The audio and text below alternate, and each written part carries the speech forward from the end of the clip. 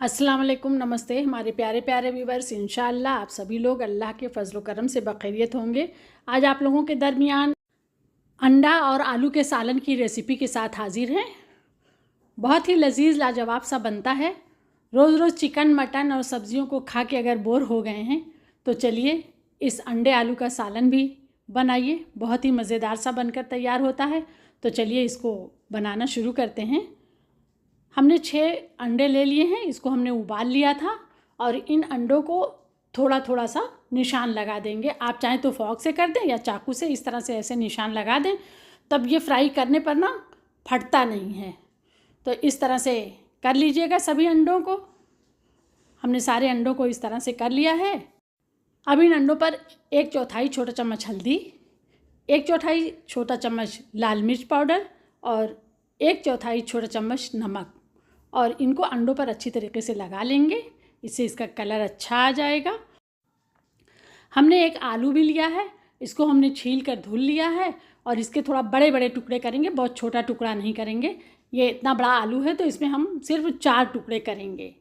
बड़ा बड़ा अच्छा लगता है आलू इस अंडे में। अब देखिए, एक मिक्सी का जार लिया है, 2 मीडियम साइज़ की प्याज को, इसका पेस्ट हमें बनाना है। तो इसका पेस्ट बनकर तैयार हो गया है। अब इसी जार में हम 2 मीडियम साइज़ के टमाटरों को काट कर डाल देंगे और इनका भी हम पेस्ट बना लेंगे। तो टमाटर का पेस्ट भी बनकर तैयार हो गया है। अब हम इसके लिए एक मसाला बना ले रहे हैं।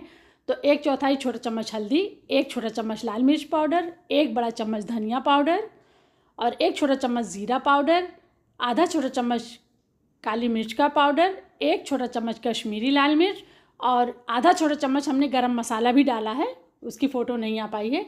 1 छोटा चम्मच अदरक और लहसुन का पेस्ट भी ले लेंगे। अब थोड़ा सा पानी डालकर इन मसालों को तैयार करके रख देंगे। मसाले अच्छे से फूले रहेंगे। अगर आपके पास दही हो तो इन्हीं मसालों में 2-3 बड़ा चम्मच दही भी आप डाल सकते हैं, इसी के साथ मिला के रख सकते हैं। अब देखिए, पैन को रख दिया है गर्म होने के लिए। इसमें हम आधा कप तेल डाल देंगे। सरसों का तेल इस्तेमाल किया है, आप कोई दूसरा तेल भी इस्तेमाल कर सकते हैं।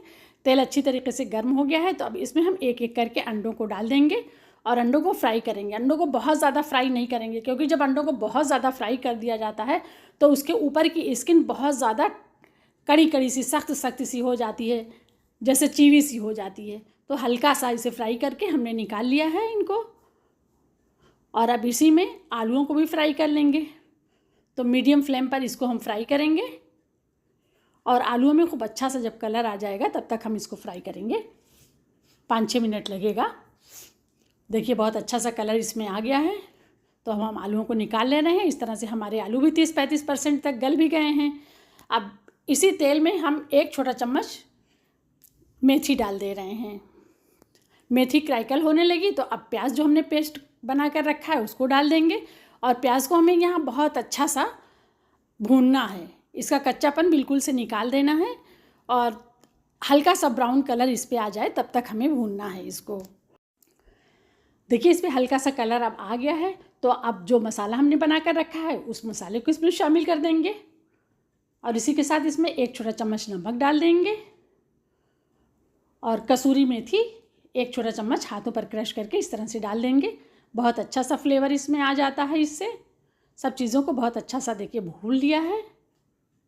अब जो टमाटर का पेस्ट बना कर रखा है उसको भी इसमें डाल देंगे और उसको भी 4-5 मिनट तक हाई फ्लेम पर इसी तरह से भूनेंगे, जिससे इसका पानी खुश्क हो जाए, यानी ड्राई हो जाए पानी और तेल ऊपर ऊपर दिखने लगे।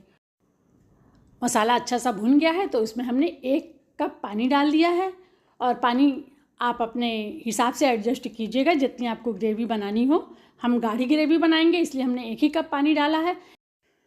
इसको ढाँक दे रहे हैं जिससे ये जल्दी से पकने लगे। देखिए, बढ़िया सा पकने लगा है। तो जो आलू हमने फ्राई करके रखा है उन आलूओं को इसमें शामिल कर देंगे। अब आलूओं को हमें इतनी देर पकाना है कि हमारे आलू 100% कुक हो जाएं। 30-35% तो ये पक ही चुके हैं और बाकी इसमें पकेंगे।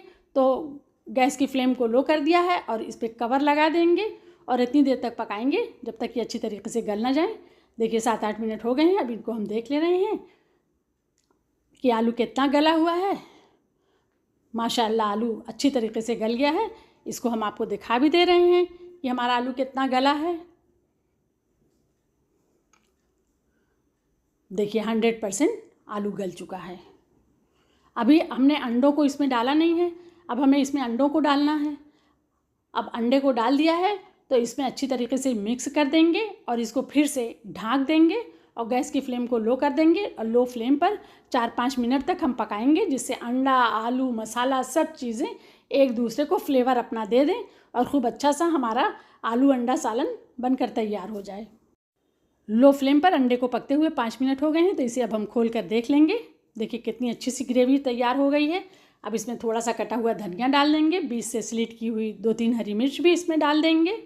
अब ये हमारा आलू अंडा मसाला कह लीजिए, आलू अंडा करी कह लीजिए या आलू अंडे का सालन कह लीजिए, बेहतरीन सा बनकर तैयार हो गया है। अब गैस की फ्लेम को बंद करेंगे और इसको ढक देंगे 5 मिनट के लिए और 5 मिनट के बाद हम इसको सर्व करेंगे। चलिए 5 मिनट हो गए हैं तो अब इसे हम सर्व कर लेंगे। बहुत ही बेहतरीन सा अंडे और आलू का सालन बनकर तैयार है। इसे आप रोटी, पराठे, चपाती, नान जिस चीज़ से भी सर्व करेंगे ये हमेशा बेहतरीन ही रहेगा इंशाल्लाह।